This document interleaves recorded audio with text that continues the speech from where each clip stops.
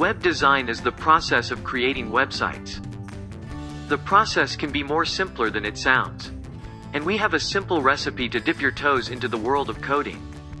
We have divided this course into 6 subparts to make the steps easier. In this first part, you will learn how to plan and design your website. And so, let's get cracking.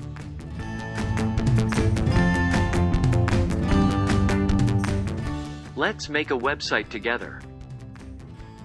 The website you and I are going to make is a personal website. Here's an example. Personal websites are a great way to share your interests and hobbies.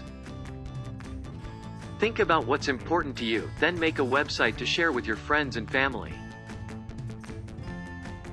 Step 1 is to come up with a plan of what you are going to put up on your website.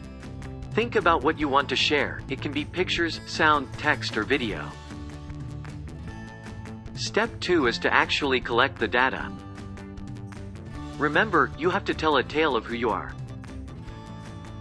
Collect all the photos and videos in one folder. Write down the text you want. You can even ask your family and friends for help to come up with great content. You have now completed the planning phase of the website.